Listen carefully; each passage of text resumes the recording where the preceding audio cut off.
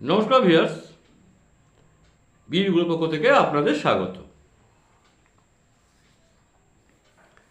Viewers, আজ আমার topic স্বাস্থ্য বিচিত্রা। আমি ভিউয়ার্স স্বাস্থ্যবিচিত্রাতে যেসব কথাবার্তাগুলো নিয়ে আসি, যেসব আলোচনাগুলো নিয়ে আসি, সবাই তো জানেন আমি তো জাস্ট একটু ঝালিয়ে দিই, যার জন্য আপনারা অনেকেই ইন্টারেস্ট পান দেখার জন্য, যে আমরা জানি, ভালো কথা। তো অনেক সময় হয় কি জানেন তো, অবচেতন মনে আমরা অনেক সময় ভুলে যাই অনেক কিছু সাধারণ সাধারণ ব্যাপারগুলো। এগুলোকে আমি ওই পেপার থেকে পাই, যেগুলো গবেষকরা যেসব গবেষণাপত্র প্রকাশ করেন সেখান থেকে পাই, আপনাদের কাছে শেয়ার করি। তার বেশি কিছু নয় ভিউয়ার্স, এটা জাস্ট মনে করিয়ে দেওয়া। তো আজকে আমার যেটা আপনার সঙ্গে আলোচনা করার কথা সেটা হলো, এই শীতকালে ব্যথা বেশি হয় কেন? শীতকালে দেখবেন বিশেষ করে তো 40-এর উপরে হলেই মারাত্মক হয়, 40-50-এর মধ্যে হলেই। তো আমি বিরাট ভালো আছি, ভগবানের আশীর্বাদে আমি কিন্তু ভালো আছি, আমার প্রবলেম নেই। কিন্তু অনেকেরই হয়, শীতে ব্যথা হয়। তো সেই ব্যথা নিয়ে গবেষকরা যেটা বলছেন, এই রিসেন্টলি একটা কাগজে প্রকাশ পেয়েছে একটা গবেষণাপত্র, শীতকালে কেন ব্যথা বেশি হয়। সেটাই ভিউয়ার্স আপনাদেরকে আমি একটু পড়ে শোনাবো আজকে। যদি আপনারা সাবধান হতে পারেন নিশ্চয়ই ভালো থাকবেন। সম্পূর্ণটা পড়ছি না, ওনারা যেটা যেটা ইম্পর্টেন্ট জায়গাগুলো বলছেন সেটা আমি পড়ছি।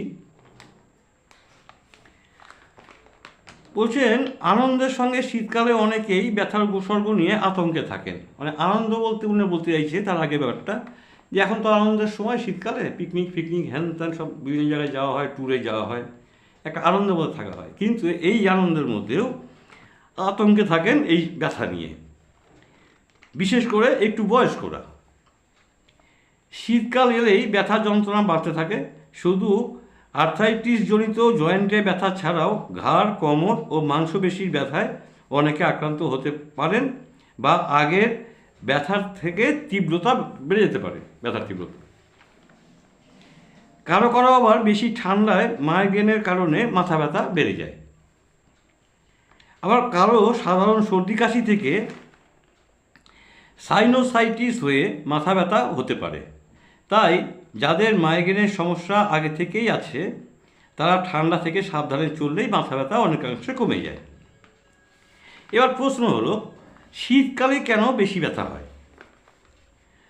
ওনারা বলছেন, শীতে হাত ও পায়ের দিকে রক্ত সঞ্চালন কমে যায়। গবেষকরা বলছেন যে পায়ের দিকে এবং হাতের দিকটায় মানে রক্ত সঞ্চালনটা কমে যায়।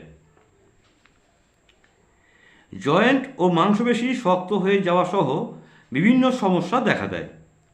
বিভিন্ন জয়েন্টের চারপাশের ত্বক খুব বেশি ঠান্ডা হলে স্নায়ু প্রান্তগুলোর সংবেদনশীলতা বেশি হয়।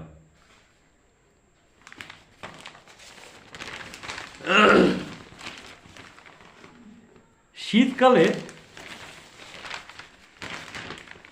শক্ত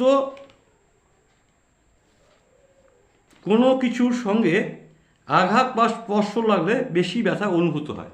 শক্ত কোনো জিনিসের সঙ্গে লাগলে খুব ব্যথা অনুভূত হয়। শীতকালে শরীরের অনেক ক্ষেত্রে ভিটামিন ডি এর পরিমাণ হ্রাস পায়, যা মুড বা ভাব, রোগ প্রতিরোধ ক্ষমতা, হাড় ও জয়েন্টের সমস্যা সৃষ্টি করে। বংশগতভাবে শীতকালে বিভিন্ন জয়েন্টে ব্যথা বা ফোলা দেখা দিতে পারে। এটা কিন্তু একটা বংশগত ব্যাপার হতে পারে। বাতাসের চাপের সঙ্গে শীতকালে অক্সিজেনের পরিমাণও কমে যায়।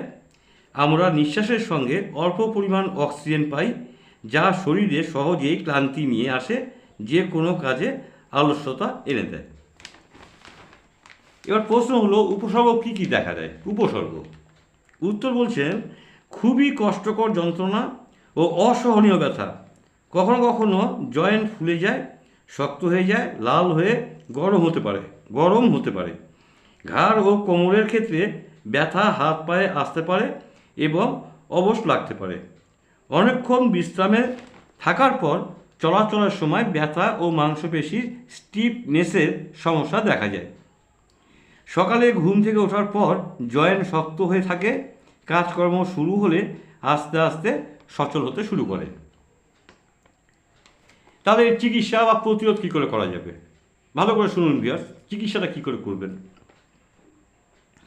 কেউ আগে থেকেই ওষুধ খেলে এই সময় চিকিৎসকের পরামর্শ মতো ডোজ ঠিক করে নিতে হবে। এই সময় চিকিৎসকের কথা বলে ডোজটা ঠিক করে নেবেন ওষুধের।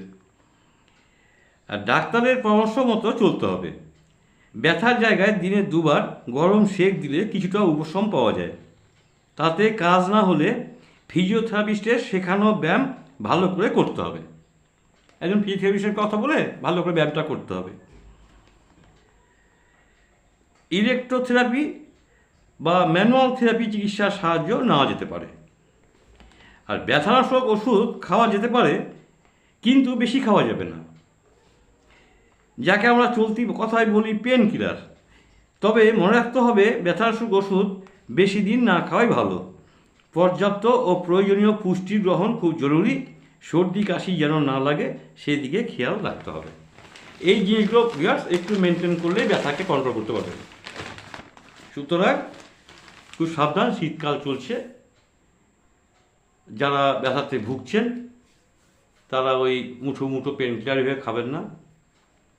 একজন ডাক্তারবাবুর সঙ্গে কথা বলে আপনার কী ওষুধ লাগবে, ডোজটা কী হবে ঠিকঠাক করে নেবেন।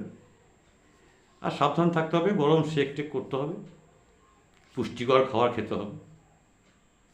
এই ছিল ভিউয়ার্স আজকে আমার শীতের ব্যথা সম্পর্কে কিছু বলা, আপনাদের কিছু জানানো। আবার দেখবেন শীতকাল চলে গেলে গরম পড়লে ব্যথা অটোমেটিকলি অনেকটা কমে যাবে। অর্থাৎ আমার যেটা জিনিস জানা ছিল না, আমি জানলাম এই প্রতিবেদন পড়ে যে হাতের এবং পায়ের রক্ত সঞ্চালন নাকি কমে যায়, ব্লাড সার্কুলেশনটা কমে যায়। এটা আমার জানা ছিল না, বিরাট আমি জানলাম। যাই হোক, সবাই ভালো থাকুন, সবাই সুস্থ থাকুন, শরীরের প্রতি যত্ন রাখুন, নজর দিন। বিশেষ করে 50-এর ঊর্ধ্বে যারা মানে চলছে, 50 ঊর্ধ্বে যারা বিচরণ করছেন, আপনাদের সাবধান হতে হবে বই, খুব সাবধান। সবাই ভালো থাকুন, সুস্থ থাকুন, এই প্রার্থনা করে ঈশ্বরের কাছে আপনাদের আমি বুক ভরা ভালোবাসা জানিয়ে শেষ করছি। Good bye.